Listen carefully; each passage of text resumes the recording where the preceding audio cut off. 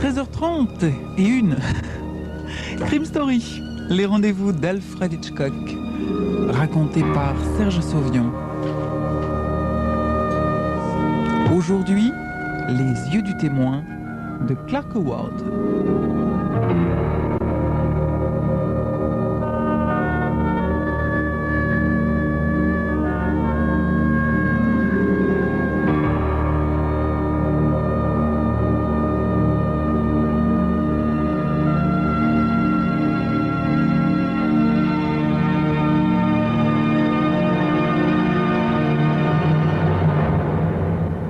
Veronica Horn semblait être l'incarnation même de l'équilibre et du sang-froid, tandis qu'elle était assise en face d'un homme en uniforme et qu'elle écoutait les recommandations variées qu'il lui faisait au sujet de leur arrangement.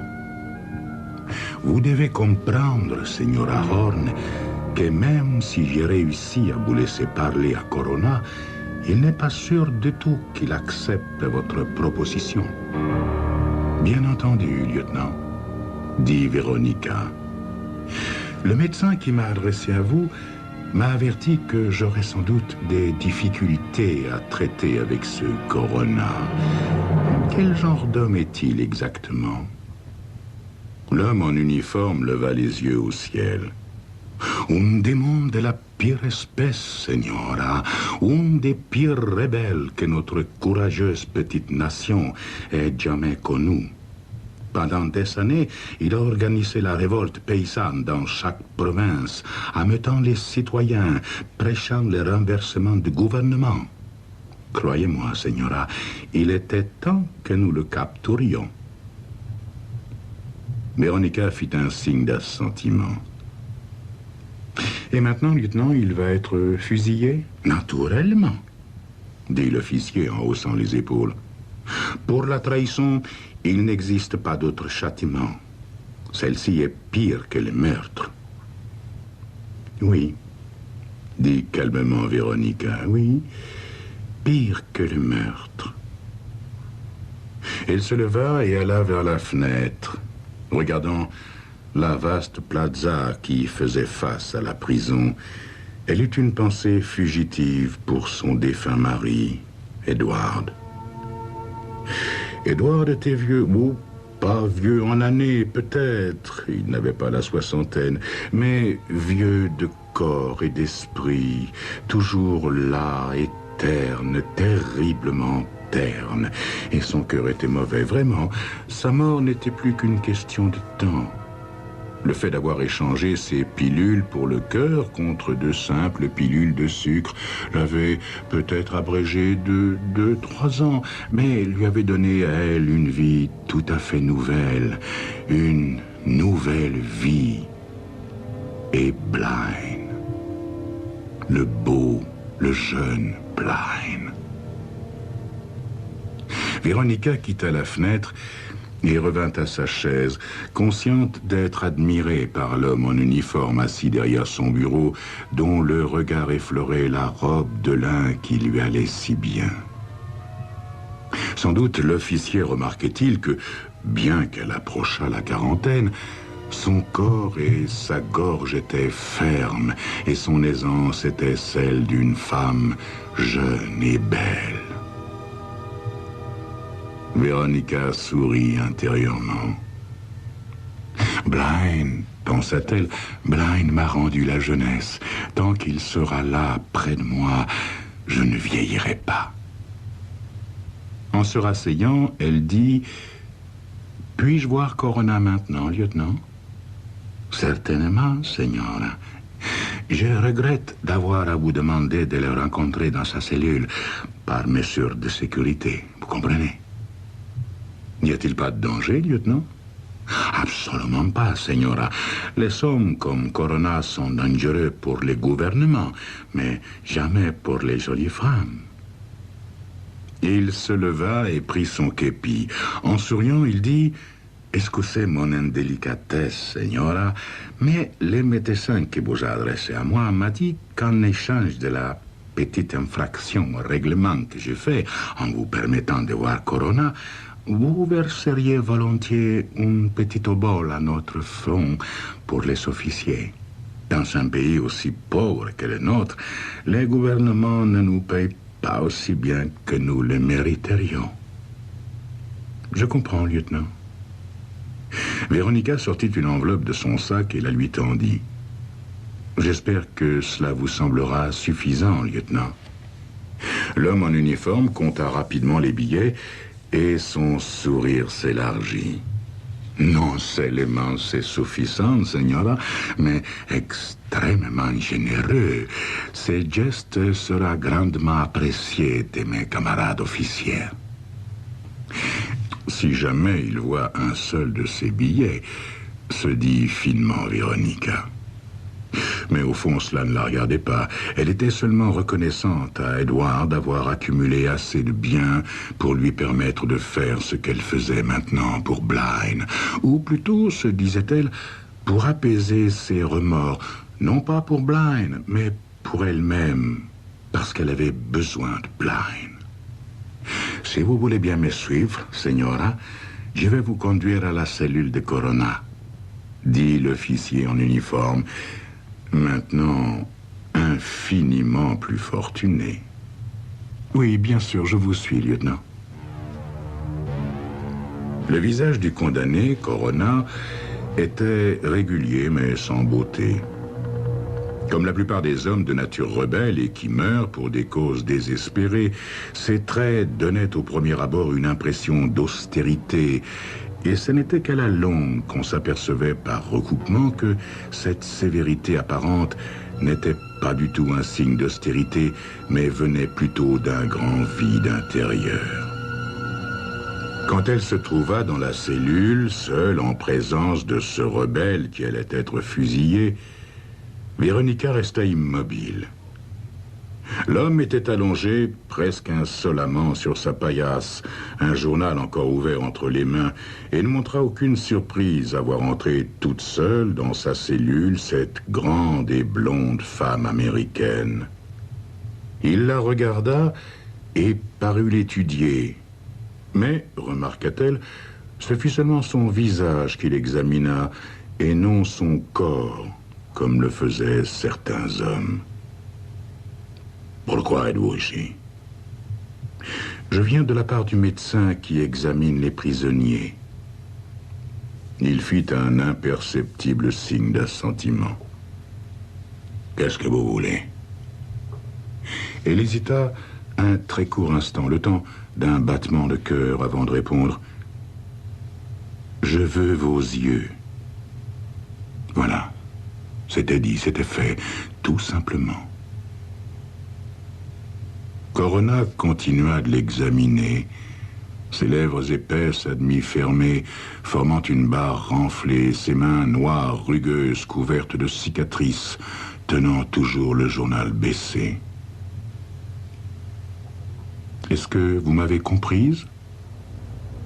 Oui, j'ai compris ce que vous disiez. Mais je n'ai pas compris ce que vous vouliez dire. Véronica s'avança vers lui et s'assit timidement au bord d'une chaise en bois placée face à la paillasse, le long du mur opposé. Je veux acheter vos yeux avant que vous ne mouriez. Pourquoi? J'en ai besoin pour quelqu'un qui est en train de devenir aveugle. Vous? Non. Un ami. Corona posa son journal, s'assit et demanda avec curiosité « Combien vous m'offrez pour messieurs ?» 60 000 pesos. C'est beaucoup d'argent. Environ 10 000 $, je crois. Il fit une moue pensive, puis il secoua la tête. Non, je suis désolé pour votre ami, mais quand je mourrai, mes yeux mourront avec moi. Je ne veux pas mourir sans mes yeux. Il vit le désappointement assombrir le beau visage de sa visiteuse. Désolé, señora, vous trouverez peut-être quelqu'un d'autre. Véronica secoua la tête. Non, Corona, non. Je n'ai plus le temps. La maladie de mon ami n'affecte pour l'instant que la cornée de l'œil, mais elle s'étendra bientôt à d'autres parties et détruira les nerfs. Alors il n'y aura plus d'espoir. Elle se pencha vers lui dans un élan désespéré. Peut-être pourrais-je parvenir à 90 000 pesos.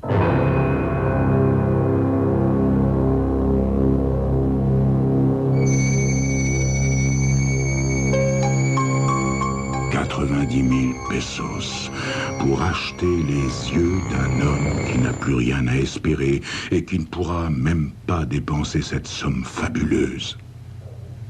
Véronica parviendra-t-elle à convaincre le condamné à mort d'accepter son offre?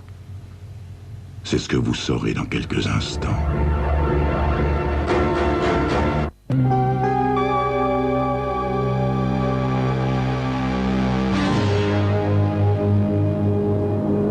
Señora, dit tranquillement le condamné, à quoi me servirait même 1 million de pesos? Dans 6 semaines, ils viendront et ils m'emmèneront dans la cour de la prison. Là, au soleil de midi, les hommes s'aligneront avec leurs fusils et ils me tueront. Un soupçon de sourire effleura ses lèvres. Où que j'aille après, je n'aurai pas besoin de pesos. Mais, Corona, n'avez-vous pas une famille à qui vous pourriez laisser cet argent? Je suis un révolutionnaire, señora, un bandido. Les hors-la-loi ont seulement des compagnons, pas de famille. Nous nourrissons des révoltes, pas des enfants. Et nos compagnons portent des armes, pas des descendants. Véronica jeta un coup d'œil furtif vers la porte de la cellule pour s'assurer qu'ils étaient toujours bien seuls. Laissez cet argent à vos compagnons pour servir votre cause. Corona secoua la tête. Mon peuple paye la victoire avec son sang, pas avec des dollars américains. Mais il y a certainement quelqu'un, quelque chose dont vous vous souciez. Il y a vraiment quelqu'un dont je me soucie, dit Corona. Il se leva et, se tournant vers une petite fenêtre à barreaux qui était au-dessus de son lit, regarda dehors vers le ciel. Une jeune femme que j'ai aimée longtemps, qui m'a aimé longtemps. Nous aurions pu nous marier, avoir des enfants, mais j'avais aussi un autre amour. Un amour très exigeant. Mon pays. Aussi, il fit un petit salut impuissant de la main. Mais cette jeune femme que vous aimez, ne voudriez-vous pas lui donner cet argent? Demanda Véronica. Est-ce que ça ne l'aiderait pas quand vous ne serez plus là? Oui, señora, certainement ça l'aiderait. Mais je ne crois pas qu'elle les prendrait. Voyez-vous, c'est une fille très indépendante. Cela fait 13 ans qu'elle refuse de se marier avec un autre que moi. Et moi, je ne voulais pas qu'elle m'épouse parce que j'étais en hors-la-loi. Quand son père, marié de force, elle s'est enfuie et il l'a reniée. Maintenant, elle n'a pas de maison, pas de mari, et sa vie n'est pas agréable. Mais vous pouvez lui donner cette vie agréable, dit Véronica, avec cet argent. Je ne pense pas qu'il les prendrait, voyez-vous. Supposez qu'on le lui envoie, cet argent. Est-ce qu'elle le jetterait? Bon, elle saurait qu'il vient de moi. Même si elle le savait, Corona, elle ne le jetterait pas. Que pourrait-elle faire d'autre que le garder? Je ne sais pas, señora. Je ne sais pas ce qu'elle ferait. N'y a-t-il pas une chance, Corona? Insista Véronica. Une chance qu'elle s'en serve afin d'avoir une vie meilleure après votre mort. Corona fixa le pavé grossier, son visage sombre, plissé par la réflexion. Véronica, les nerfs tendus, restait absolument immobile et silencieuse, se mordant anxieusement les lèvres. « Si j'accepte votre proposition, Señora, quand faudra-t-il les faire ?»« Dans 2 semaines, Corona, dès que le médecin vous aura fait une série d'injections. » Injections? Oui, des piqûres avec une aiguille. Protéines et vitamine A pour fortifier vos yeux avant l'opération. Corona hocha la tête. Ainsi, j'y serai aveugle 1 mois avant qu'il me fusille. Qu'en disent les autorités de la prison? Tout est arrangé, Corona. Ils coopéreront avec le médecin et n'en parleront à personne. Le matin de... Bien, enfin, ils vous emmèneront simplement avec un bandeau sur les yeux. Ainsi, même les journalistes ne se douteront de rien. Corona se leva de nouveau et regarda par la fenêtre. Envoyez l'argent, 90 000 pesos, et je commencerai à recevoir les injections du médecin. Si, à la fin des 2 semaines, elle a toujours l'argent, je laisserai le docteur prendre messieurs pour votre ami. Seulement si elle a bien gardé l'argent. D'accord, Señora? Oui, oui, tout à fait, dit Véronica vivement, et elle ouvrit son sac pour y prendre du papier et un stylo. Dites-moi son nom et où je peux la trouver. Après, pensa-t-elle, après, enfin, Blind verra de nouveau. Quand elle fut prête à partir, Corona dit tranquillement: « J'espère pour votre amie et pour elle-même qu'elle gardera l'argent. » « Oui, » répondit Véronica. « Oui, je l'espère aussi. » Corona sourit. « Elle est belle, vous savez, très belle. Quand je la contemple, c'est comme si je voyais une Madone dorée par le soleil, avec le monde entier comme auréole. C'est dommage que nous ne soyons pas mariés et que nous n'ayons pas eu d'enfants. » « Oui, c'est vraiment dommage, » dit Véronica qui pensait: « Blind verra et je resterai jeune à jamais. »« Il faut que je parte maintenant, Corona, » dit-elle à l'homme qui n'avait plus que 6 semaines à vivre. « Adios, Señora, » dit Corona. Quand elle rentra dans la chambre d'hôtel, Véronica vit que Blind était sorti sur le balcon. Il se tenait à la balustrade, fixant le soleil pour voir quelle faible lueur pénétrait encore à travers l'horrible tissu opaque qui avait déjà dévoré presque toute la cornée de ses yeux. Elle posa son sac et vint sans bruit près de lui. Il se tourna vers elle. C'était un homme de haute taille, au beau visage sensible, de 10 ans plus jeune qu'elle.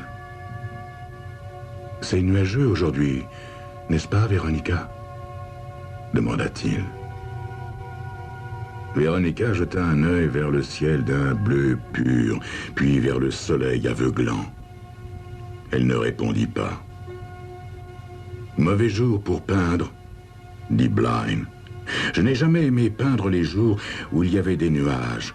D'une façon ou d'une autre, la tristesse se voit sur la toile. » « Bientôt, mon amour, bientôt tu peindras le soleil de nouveau, » dit Véronica en lui prenant le bras. « Le médecin a trouvé un donneur pour toi. » Elle sentit que tout son corps se crispait. « C'est sûr ?» demanda-t-il. « Ou bien c'est encore seulement une possibilité ? » « C'est sûr, mon amour, Je lui ai parlé à son bureau. Il va venir d'une minute à l'autre pour te faire la première piqûre. Puis, il ira voir le donneur pour lui faire la même chose. Dans 2 semaines, vous serez tous deux prêts pour l'opération. Oh, rends-toi compte, chérie. 2 semaines. Tu verras de nouveau, Blind. Tu verras. Véronica, qui est le donneur? Un patient du docteur, un homme qui n'a plus que quelques semaines à vivre. Tu ne peux pas savoir ce que ça a représenté pour moi, Véronica, de t'avoir ici et de ne dépendre que de toi. Sans toi, j'aurais perdu tout espoir. Blind, mon amour. Elle lui caressa la joue et souhaita désespérément qu'il la prenne dans ses bras. Mais on frappa à la porte. C'était le médecin qui venait pour commencer le traitement.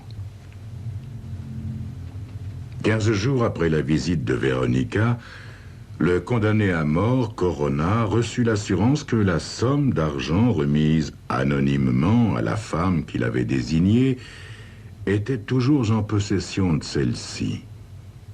Pour Corona, cela voulait dire que le marché qu'il avait conclu avec l'américaine était rempli et il donna l'autorisation de prélever la cornée vivante de ses yeux.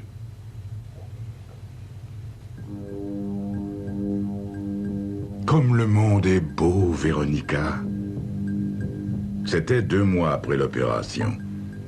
Blaine avait recouvré graduellement la vue durant les semaines qui avaient suivi l'enlèvement des bandages. Maintenant, pour la première fois, il regardait la plaza sans lunettes noires et les vraies couleurs du monde se déroulaient devant ses yeux tout neufs. Comme le monde est beau, Véronica. Tu n'as pas d'étourdissement, mon amour? Demanda Véronica qui se tenait à côté de lui sur le balcon. Non, c'est fini maintenant. Il se tourna vers elle en souriant. Je suis simplement fou de joie, mon amour. Écoute, Véronica, j'ai envie d'aller peindre aujourd'hui.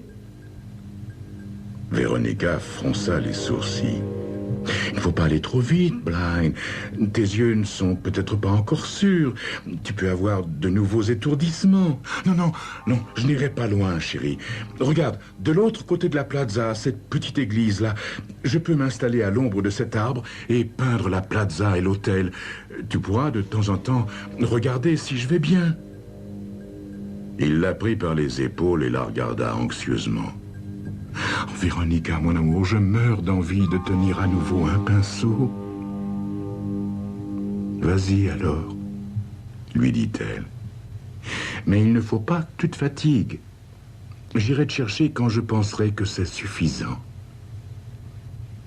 Blind s'affaira dans la pièce pour réunir son matériel. Du balcon, Véronica le regarda traverser la plaza jusqu'au grand arbre qui poussait près des marches de l'église. Il posa sa toile sur un chevalet bas et installa un pliant. Une fois assis, il ouvrit sa boîte de peinture et commença à choisir des tubes de couleur. Véronica poussa un soupir d'aise et rentra dans la chambre. À l'intérieur de l'église, un prêtre écoutait une jeune femme au visage ruisselant de larmes. « Je sais que l'argent vient de lui, mon père. Ça ne peut venir de personne d'autre. C'était une façon de me dire de prendre soin de moi après sa mort. » Le prêtre regardait le paquet ouvert qui contenait les 90 000 pesos. Il se peut que l'argent vienne de lui, mon enfant. Mais ce n'est pas une raison pour ne pas le garder.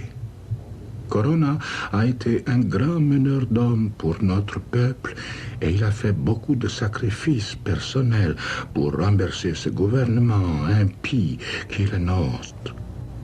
S'il veut mettre son esprit en repos en faisant ce geste pour celle qu'il a aimée et qu'il aime encore et qu'il a dû sacrifier, il a le droit de le faire. Mais je ne veux pas de cet argent, mon père. Je ne l'ai pas aimé parce qu'il était un chef ou parce qu'il essayait de sortir les pays de l'esclavage. Je l'ai aimé pour lui-même. Je ne peux pas prendre cet argent. Le prêtre soupira. Où iriez-vous? Demanda-t-il à la jeune femme. Je ne sais pas, mon père.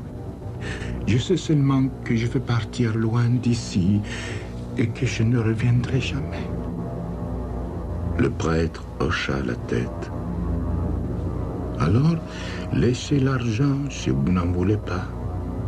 Je veillerai à ce qu'il soit bien employé pour secourir les pauvres. Gracias, padre. Essayez de trouver la paix, mon enfant. J'essayerai, mon père. Adios. La jeune femme sortit de l'église et s'arrêta en haut des marches. Elle regarda la plaza, puis le ciel. Le soleil était presque au zénith. Elle descendit les marches et, arrivée en bas, elle aperçut un jeune homme qui était en train de peindre sous un arbre. Le jeune homme s'arrêta de travailler et la regarda aussi. Leurs regards se croisèrent et s'accrochèrent.